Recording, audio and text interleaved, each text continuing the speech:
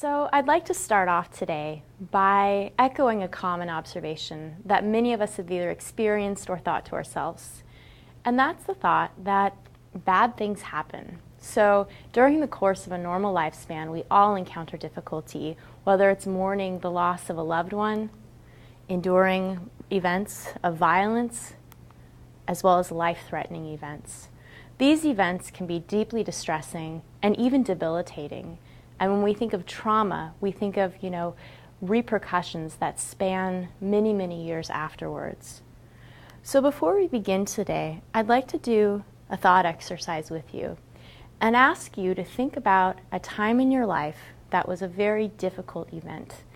Now, as you recall this difficult and perhaps even traumatic event, I'd like you to think about how you would describe what that event was. So what triggered or elicited a particular emotional reaction? How was that emotional reaction? How did you react to the difficult event?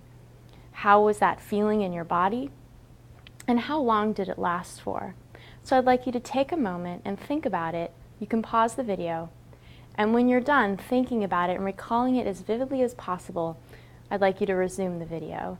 Because what we're going to do today is just think about how we cope with trauma and the different trajectories people take when they cope well with trauma and when we struggle and have difficulty coping with traumatic and difficult life events. This is going to begin our first part of a 3-part series on emotional health. Today we'll be starting with resilience, really asking this question, is it really true that what doesn't kill you actually can make you stronger? We'll be doing it as follows. So our roadmap today will start with the concept of what we have traditionally studied and known in the field of trauma and emotional health. Then we'll turn to this concept of resilience, which seems to be a somewhat lighter side of how people respond to and cope with trauma, concluding with our takeaway questions and expert interview.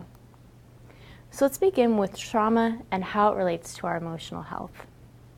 So, traditionally, the emphasis on trauma and emotional health was really assessing how people frequently failed to cope with trauma. And this was really in the realm of clinical psychology, or looking at the DSM, the Diagnostic and Statistical Manual of Mental Disorders. It was really looking at psychopathological responses to trauma. So here the focus was often on what we think of as extreme responses to trauma. So examples include chronic grief, depression, and a very classic example of the kinds of difficulties people have when confronting traumatic life experiences is PTSD, or post-traumatic stress disorder. So if we look into the DSM and open it up, we see that the criteria for post-traumatic stress disorder includes 1, encountering a stressor, being exposed to a traumatic event, 2, having some intrusive recollection of the trauma that is persistently re-experienced even after the event has absolved. 3rd is a sort of avoidant or numbing style, so avoiding things that might remind you of that particular trauma, or feeling just a general sense of what people describe as emotionally numb. You also see physiological hyperarousal, and this duration is really prolonged, so it must last at least 1 month continuously and cause significant impairment across social, occupational, or other important areas of functioning. So again, the original emphasis when we think about trauma has been on how people fail to cope well with trauma and the kinds of difficulties that are encapsulated in an individual who's having trouble coping with a traumatic life event, such as in the case of PTSD. Now, although this is very important and it helps us develop treatments to alleviate suffering among individuals suffering from either PTSD, depression, or chronic grief, for example, the emphasis really is on a certain kind of slice of the population. So what we're really getting is an emphasis on psychopathology, or the ways in which people don't cope well with trauma. So this leads to a sampling bias, right? And really begs the question of, well, what about the rest of the population? How do other people cope with trauma who don't suffer these same kinds of symptoms and for an extreme duration of time? So this is work done by George Bonanno and colleagues, where they've really tried to map out different trajectories of responding to traumatic events. So here you can see disruption in functioning on the left side, followed by a traumatic event, and looking at the ways people respond even 1 year and 2 years after the event. So what we see first is the kind of response that we typically characterize and associate with psychopathology, PTSD, for example, right? However, and what we see here is there's a traumatic event and there's some disruption in functioning when the event occurs, and it persists at a relatively stable high level even up to 2 years after the event. Now, what's important to think about here is this is just one way a person can respond to a traumatic event. By contrast, if you look here, this is what's thought of as the normative or average response. So although you do see a disruption in functioning when the initial event occurs, what you notice is over time a decrease in functional impairment, 1 and 2 years later. So the important point to think about here is that although some people respond this way and have, long-standing impairment, most people don't. Most people seem to suffer some disruption, but that it absolves over time. And who is this slice of the population? What is this normative or average response to encountering a traumatic event, right? So we can take this a step further as well and look at, starting with what we had before, this kind of psychopathological, or what's thought of as a chronic response to stressors. So this is 5 to 30% of the population. Then we can look at what we think of as recovery. So these are the two lines we saw originally. So recovery is sort of the normative response, 15 to 25% of the population. And what you see here in white and yellow are two other groups of people. You have people who have a delayed response to trauma, so this is 0 to 15% of the population, and people who are resilient here at the bottom. Now what's interesting, if you focus here on the bottom of resilience, what you're seeing is that people are not showing a large increase in disruption in functioning to the traumatic event, and this remains relatively stable over time. And what's really interesting here, if you pay attention, the resilient group at the bottom is the largest percent of the population. So most people respond this way. So this suggests, one, that we may be neglecting very important individual variability in how we typically study trauma. There's many different trajectories, not just this chronic heightened level of functional impairment that we see in cases of psychopathology, PTSD, chronic grief, etc. And it also suggests that if we only focus on this top segment here, we're likely to generate misleading conclusions about how everyone in the world responds to trauma if we're focusing on just this one extreme subset of the population. So although many or some people may suffer chronic and severe impairment following trauma, many people don't, and in fact it seems that most people don't. So this begs the question of how do most of the people in the population, or how do most of us respond to trauma? How do most of us recover from trauma? How do we become resilient, in other words? So what we're really looking at here then, if we draw these lines here all in gray, the part that we're really focusing on here again is this yellow line, the resilient line. And again, really begging the question of what is resiliency? So now what I want to do is turn to resiliency and really focus on what we might think of as this lighter side of coping with trauma. So what's interesting here from this graph, and the takeaway question we'll walk through, is that we are amazingly resilient creatures. So if we think of those two trajectories we saw earlier, the yellow line at the bottom, the resilient line, and the red line at the top, that kind of chronic and persistent functional impairment associated with psychopathology, what we see, and this is work largely done by George Bonanno and colleagues, is that in response to a large variety of traumas, bereavement, terrorist attacks, traumatic injury, breast cancer surgery, job loss, divorce, birth of a child, combat deployment, and even spinal cord lesion, what you see by and large is that if you look at the percentage of people and categorize them into these different groups, the majority of people show a resilient type of response course over time in response to these different traumatic events. Above and beyond that, compared to a more chronic and persistent course. So this just suggests that we are amazingly resilient and in fact profoundly resilient in response to things that seem like they would be absolutely incapacitating, things that we can't imagine getting over, terrorist attacks, spinal cord injuries, but yet most of us do. We seem to bounce back from traumas and do so in a way that seems to span all different kinds of domains. So how are we these amazingly, profoundly resilient human beings? So let's start by defining what resiliency is. So we talked about the idea of bouncing back from trauma. So resiliency has been defined on the one hand as an individual's tendency to cope with stress and adversity. And a really important component of resilience, and I always think of a bouncing ball, because it's really about responding to stress and adversity by rebounding or bouncing back. that even though there may be some temporary disruption in an individual's functioning, what you're seeing is that after the event, they do bounce back to their baseline levels of functioning. And when we think of resiliency and adjustment, there's a really important couple take-home points to think about. So resiliency and adjustment, as you can see here. So resiliency is associated with an absence of symptoms and reported psychological distress, associated with an increased level of mental health and functioning, as associated with increased positive adjustment as rated by close friends and relatives. And finally, resilience is associated with increased positive experiences, including positive images of the self, as well as images of comfort. So what we're seeing is that resiliency across many domains of functioning is predicting positive adjustment. So we know that resiliency promotes adaptive adjustment in response to trauma. But then this begs the question, right? Why are some people more resilient than others? So we know that many of us are resilient in response to stressors, but why are some more resilient than others? Now, some caveats before we really delve into this question is that, this is a heterogeneous category.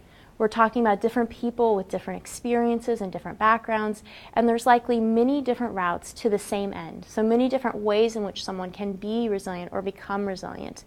And there's often multiple and sometimes unexpected predictors. That being said, let me show you a glimpse of the literature that highlights different kinds of factors that promote and predict why some people may be more resilient than others.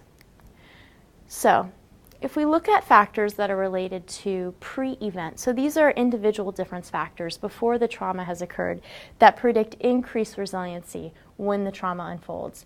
So we look at, there's factors such as the individual's age and gender, how prepared they are for the trauma, sort of how do they have the appropriate mobilization resources in play, if it's something that they can predict maybe, such as an earthquake or a storm. Have they had prior exposure to that particular type of trauma? Do they have the economic resources to effectively combat the trauma and bounce back from it? And interestingly, do they have beliefs that are often predictive of resiliency, such as acceptance of death or a sense of greater justice in the world? Do they have increased social support, cognitive styles like being more optimistic or feeling that they're more self-efficacious in the world? These are a list of factors that we know promote greater resilience that individuals may possess or not before a trauma occurs. Now, what about factors that are associated with resilience after the traumatic event has occurred? And we think of these as post-event factors. Now, some of these factors include and that predict often difficulty or decreased resilience include a loss of adequate resources to cope with the trauma. They have a less deep sense of searching for meaning in the trauma. So they're not trying to sort of find some greater meaning out of the event. They worry more, ruminate more, they have increased ongoing stress, fewer coping skills, more difficulty cognitively reappraising, which we talked about as one of the core emotion regulation strategies discussed earlier in the course, decreased positive emotion, and trouble engaging what we think of as emotional flexibility.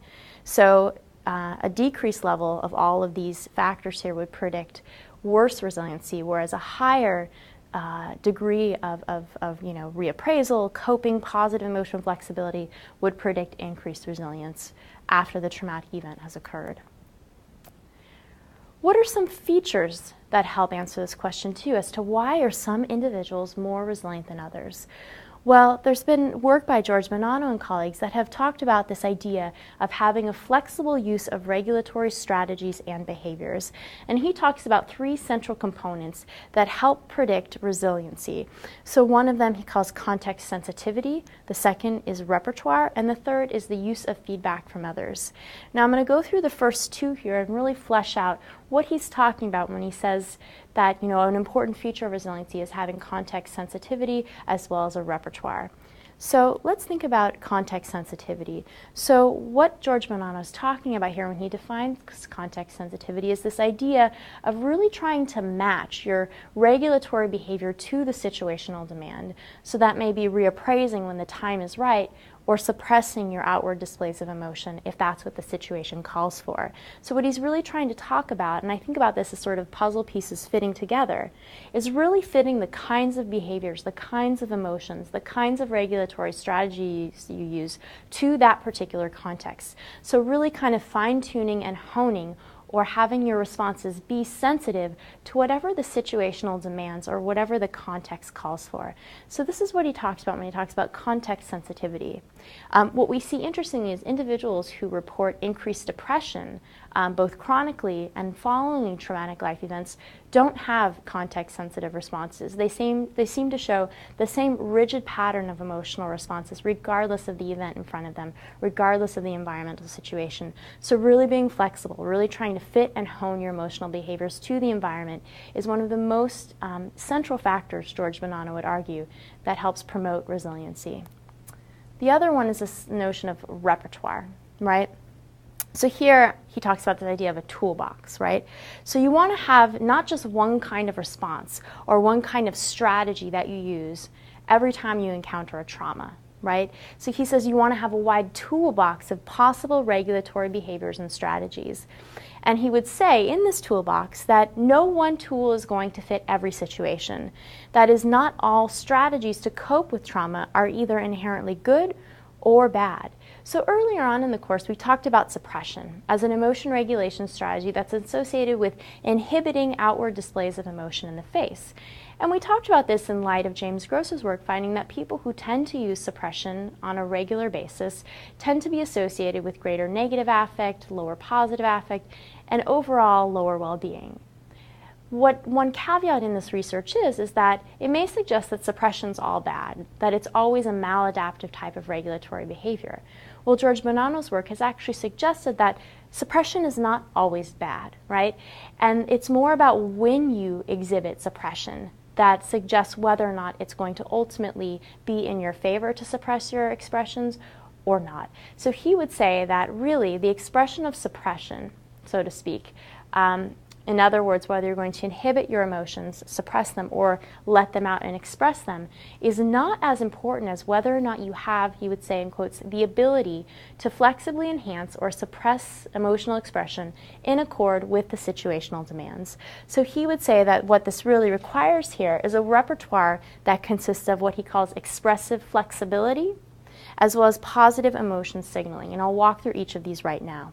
So when it comes to expressive flexibility, George Bonanno and colleagues argue this is incredibly important. So what they did to study expressive flexibility was to design an experimental study where they asked participants to either try to enhance or amplify their emotional responses or suppress them or dampen them. And he did this among adults who had lost their spouse 1.5 to 3 years earlier compared to married adults who had not lost their spouse. And among the adults who had lost their spouse, he broke them into two groups. One of them he called a complicated grief group, who exhibited difficulty following the loss of the spouse and unresolved grief, as well as those who were relatively asymptomatic following the bereavement of their spouse. Now here's what he found. So you can see the married group in white, the asymptomatic bereaved group in gray, and the complicated grief group in red.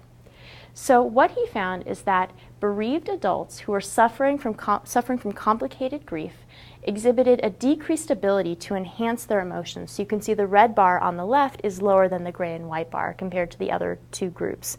And that's for enhancement. So they had a harder time trying to enhance their emotional expressions. Interestingly, the complicated grief group in red also showed difficulty suppressing their emotions as well. So when they were asked to suppress their emotions, they did a much poorer job compared to the other two groups as well. When they were trying to bring their emotions down, you can actually see they showed more emotional expressivity compared to the married and asymptomatic bereaved group. So this suggests that it's not about whether you suppress or whether you express your emotions, but it suggests that the ability to flexibly move your emotional expressions up and down, almost like having a really flexible lever in your emotional repertoire, signals something really important and a key factor that's related to the ability to be resilient in the face of trauma and loss. I also talked about positive emotional signaling as a really important factor that Bonanno argues is key in coping with trauma and a factor related to increased resilience. So this is actually something we talked about earlier in the course when we were talking about the function of laughter. And I want to review it now in light of this idea that positive emotional signaling may also help us cope better with trauma. So, as you remember, George Bonanno and Dr. Keltner conducted a study looking at laughter following bereavement and suggesting that it predicts better outcomes. So in this study, they had 45 adults come into the laboratory whose spouse had recently died in the past 6 months. And here they tried to address the question systematically of whether or not laughter indeed promotes healing from this absolutely devastating loss of one's partner. They conducted an interview with spouses where they asked them to tell me about your relationship with your deceased partner. And the participant had 6 minutes to share this verbal narrative in response to this question. And what they did is they then videotaped and coded expressions of laughter during this narrative and found that those widows who are able to laugh when telling them about their relationship with their deceased partner predict reduced levels of grief, as you can see here, at 14 and 15 months post-loss. So this is suggesting that something about signaling positive emotion in the face may also help people take almost a sort of mental vacation from grief and suffering and allow them to rebound back and become resilient, even 1 to 2 years later. So in sum, we know that bad things happen, right? And some people become very severely distressed and struggle, while others seem to be generally okay. And there's multiple and unexpected predictors of who does and who doesn't do well. And there's no one predictor that explains it all. It's a mix of social, economic, personality, and coping resources, and maybe even a bit of luck. But most of us seem to be able to bounce back and seem to have some degree of resiliency in us.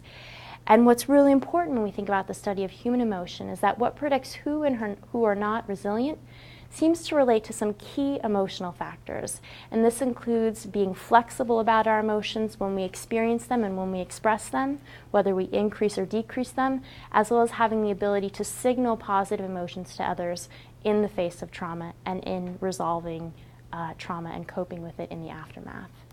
So with that, I'd like to now turn to our takeaway questions. First, how would you characterize the earlier, more clinically focused approaches to understanding trauma from a DSM clinical science perspective? Second, what is the distinction between resilient and chronic responses to trauma? So think about the different types of graphs we showed, showing the longitudinal trajectories of different response styles to trauma. And finally, how would you define what resiliency is? And what are some of the key features that were discussed by George Bonanno and colleagues? I'll now turn to our Experts in Emotion interview series. So, for our Experts in Emotion interview, we'll be speaking with Dr. George Bonanno on emotion and resilience. Dr. Bonanno is a professor of clinical psychology and director of the Loss, Trauma, and Emotion Lab in the Department of Counseling and Clinical Psychology at Teachers College, Columbia University. He received his PhD from Yale University in 1991 and has been a visiting professor at the University of Hong Kong and in Italy. Professor Bonanno's interests center on the question of how human beings cope with loss, trauma, and other forms of extreme adversity, with an emphasis on resilience as well as the salutary role of emotion regulatory processes. His recent empirical and theoretical work has focused on defining and documenting resilience in the face of loss or potentially traumatic events. This includes disaster, the death of loved ones, terrorist attacks, bioepidemics, traumatic injury, and life-threatening injuries and medical events. He also focuses on identifying the range of psychological and contextual variables that predict both psychopathological as well as resilient outcomes, as well as other patterns of outcomes, including gradual recovery and delayed reactions. Dr. Bonanno's work has been funded by the National Institutes of Health, the National Science Foundation, and the Rockefeller Foundation, and featured in various print, television, and radio media, including the New York Times, Science News, Scientific American, Wall Street Journal, The Washington Post, Time, Newsweek, CNN, 2020, and NPR. He's also co-edited the book Emotion, Current Issues and Future Directions, and recently authored The Other Side of Sadness, What the New Science of Bereavement Can Tell Us About Life After Loss. So I now turn to our Experts in Emotion interview with Dr. George Bonanno.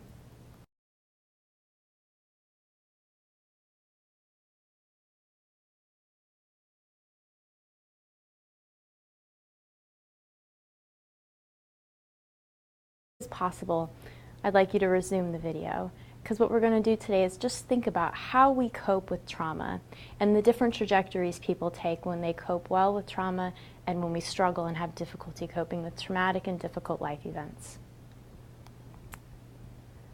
This is going to begin our first part of a three-part series on emotional health. Today we'll be starting with resilience, really asking this question, is it really true that what doesn't kill you actually can make you stronger? We'll be doing it as follows. So our roadmap today will start with the concept of what we have traditionally studied and known in the field of. So I'd like to start off today by echoing a common observation that many of us have either experienced or thought to ourselves. And that's the thought that bad things happen. So during the course of a normal lifespan, we all encounter difficulty, whether it's mourning the loss of a loved one, enduring events of violence, as well as life-threatening events. These events can be deeply distressing and even debilitating. And when we think of trauma, we think of, repercussions that span many, many years afterwards. So before we begin trauma and emotional health, then we'll turn to this concept of resilience, which seems to be a somewhat lighter side of how people respond to and cope with trauma, concluding with our takeaway questions and expert interview. So let's begin with trauma and how it relates to our emotional health. So, traditionally, the emphasis on trauma and emotional health was really assessing how people frequently failed to cope with trauma. And this was really in the realm of clinical psychology, or looking at the DSM, the Diagnostic and Statistical Manual of Mental Disorders. It was really looking at psychopathology. And today, I'd like to do a thought exercise with you and ask you to think about a time in your life that was a very difficult event. Now, as you recall this difficult and perhaps even traumatic event, I'd like you to think about how you would describe what that event was. So what triggered or elicited a particular emotional reaction? How was that emotional reaction? How did you react to the difficult event? How was that feeling in your body? And how long did it last for? So I'd like you to take a moment and think about it. You can pause the video. And when you're done thinking about it and recalling it as vividly as responses to trauma. So here the focus was often on what we think of as extreme responses to trauma. So examples include chronic grief, depression, and a very classic example of the kinds of difficulties people have when confronting traumatic life experiences is PTSD, or post-traumatic stress disorder. So if we look into the DSM and open it up, we see that the criteria for post-traumatic stress disorder includes 1, encountering a stressor, being exposed to a traumatic event, 2, having some intrusive recollection of the trauma that is persistently re-experienced even after the event has absolved. 3rd is a sort of avoidant